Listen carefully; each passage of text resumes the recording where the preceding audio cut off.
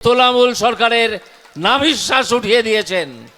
তারা গদ্দার বলে, উনাকে নাম করে না। মমতা ব্যানার্জি, তুমি নিজেও গদ্দার। তোমার দলে একজন শিক্ষামন্ত্রী আছে বর্তমান, তিনিও আগে সিপিএম করতেন, তিনি তোমার দলে এসে যোগ দিয়েছেন। তাকে তুমি কোনোদিন গদ্দার বলেছ? বলনি।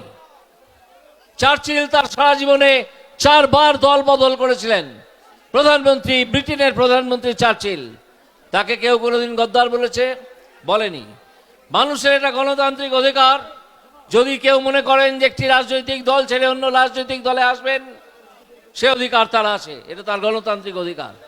তার জন্য তুমি তাকে গালাগাল করবে? নিজের দলে তুমি নিজে গদ্দার, তোমার নিজের দলে অনেক গদ্দার আছে, তাদেরকে কোনোদিন গালাগাল করেছো, গদ্দার বলেছো? বলনি। আমি আবার যেখানে থেমেছিলাম সেই লক্ষ্মীর ভান্ডারে ফিরে যাই।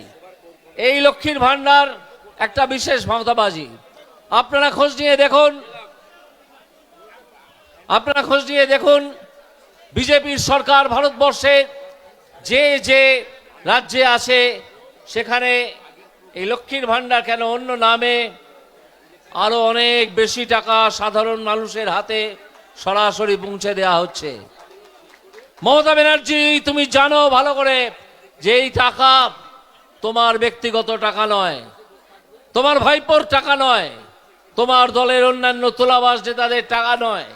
এই টাকা হচ্ছে পশ্চিমবঙ্গের মানুষ যে ট্যাক্স দেয়, কেন্দ্রীয় সরকার পশ্চিমবঙ্গের কোষাগারে যে ট্যাক্সের ভাগ পাঠায়, সেই ট্যাক্সের টাকা থেকে তুমি এই লক্ষ্মীর ভান্ডার সকলের হাতে পৌঁছে দাও। এটা না তোমার টাকা, না তোমার কল্পনা শক্তি প্রসূত। তুমি এই লক্ষ্মীর ভান্ডারের কল্পনা করনি। এই লক্ষ্মীর ভান্ডারের কল্পনা করেছেন আপনারা যারা এখানে আছেন, সবাই শিক্ষিত মানুষ। আপনারা একজন বাঙালি অর্থনীতিবিদ, প্রেসিডেন্সি কলেজের ছাত্র, আমেরিকাতে পড়াতেন, এখন বয়স 83 বছর। তার নাম প্রণব বর্ধন, তার নাম আপনারা অনেকেই শুনেছেন। এই স্কিম প্রণব বর্ধনের স্কিম, এই স্কিম তোমার স্কিম নয়।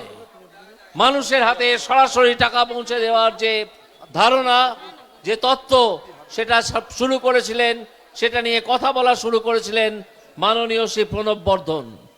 আজকে তুমি জালিয়াত একটা তরঙ্গে উঠে তুমি ক্ষমতায় আসীন হয়েছো, পরের তরঙ্গ থেকে হাওয়া হয়ে যাবে। পরের তরঙ্গে তুমি হাওয়া হয়ে যাবে, তুমি কোথাও থাকবে না, এটা জেনে রাখো। আজকে তার মাথা খারাপ হয়ে গেছে, সে ভারতের বিচার ব্যবস্থাকে আক্রমণ করে, মিথ্যে কথা বলে যে আমি দিচ্ছি লক্ষ্মীর ভান্ডারের টাকা। আদৌ যা নয়, এই লক্ষ্মীর ভান্ডারের টাকা আপনার আমার পকেটের ট্যাক্স থেকে আসে, সেই টাকা থেকে মানুষকে দেয়া হয়। তোমার ক্ষমতা নেই এটা বন্ধ করার, কারো ক্ষমতা নেই। ভারতবর্ষে যখন কোনো কল্যাণকামী স্কিম চালু হয়েছে স্বাধীনতার পর থেকে আজ পর্যন্ত, কোনোটাই বন্ধ হয়নি, প্রত্যেকটা চলে। এটা জেনে রাখতে হবে।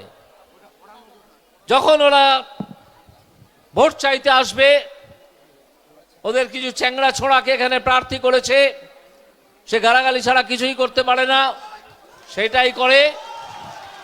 তাদেরকে এবং তাদেরকে জিজ্ঞেস করবেন যে শিক্ষাটা ধ্বংস করলে কেন, স্বাস্থ্যটা ধ্বংস করলে কেন, খাদ্যমন্ত্রী জেলে কেন, লক্ষ্মীর ভান্ডারের টাকা কি মমতা ব্যানার্জির আঁচল থেকে আসে, না তার ভাইপোর পকেট থেকে আসে, কোথা থেকে আসে, এই প্রশ্নগুলো করবেন। তোমার মুখ্যমন্ত্রী, যাকে আমরা আর মুখ্যমন্ত্রী বলে মানি না, আমি তো মানিই না, কিভাবে বলতে পারেন যে ভারতবর্ষের বিচার ব্যবস্থা নাকি বিজেপির বিচার ব্যবস্থা? কাল তিনি এই কথা বলেছেন, আপনারা নিশ্চয়ই সেই বক্তৃতার ক্লিপিং আপনাদের কাছে এসে পৌঁছেছে। আমি প্রশ্ন তুলেছি যে এখন খোঁজ নেবার সময় এসেছে যে এই মমতা ব্যানার্জি ভারতবর্ষের নাগরিক নাকি তিনি অন্য কোথাও থেকে এসেছেন? কোথা থেকে এসেছেন তিনি রোহিঙ্গা নন তো? এ প্রশ্ন আজ আমাদের তুলতে হবে। তুমি জেনে রাখো, তোমাকে নাক্ষত দিয়ে এই অভিযোগ ভারতবর্ষের বিচার ব্যবস্থা সম্বন্ধে, আমি গর্বিত যে বিচার ব্যবস্থায় আমাকে ইনক্লুড করা হয়েছিল, ভারত সরকার এবং সুপ্রিম কোর্ট যাকে ইনক্লুড করেছিল, সে এই বিচার ব্যবস্থা সম্বন্ধে অত্যন্ত গর্বিত। ভারতবর্ষের প্রতিটা মানুষ গর্বিত। অনেক ধরনের রায় অনেক সরকারের বিরুদ্ধে, অনেক রাজনৈতিক দলের বিরুদ্ধে যায়। তার জন্য ভারতবর্ষের বিচার ব্যবস্থাকে বলা হয়, কেউ বলেছে কোনোদিন যে এই বিচার ব্যবস্থা হচ্ছে বিজেপির বিচার ব্যবস্থা?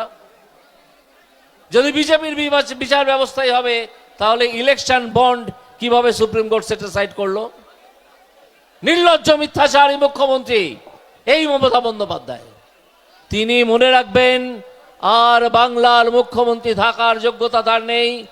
তাকে আমি ব্যক্তিগতভাবে আর মুখ্যমন্ত্রী বলে সম্বোধন করি না, আমি তাকে মমতা ব্যানার্জি বলি। এবং আমি আপনাদের কাছে আবেদন জানাবো যে এই মমতা ব্যানার্জিকে আর মুখ্যমন্ত্রী হিসেবে সম্বোধন করবেন না, তাকে মমতা ব্যানার্জি বলবেন। তিনি ওই আসনে, যে আসনে বিধান রায়, প্রফুল্ল সেন ইত্যাদিরা বসেছিলেন, অজয় মুখার্জির মতো মানুষ বসেছিলেন।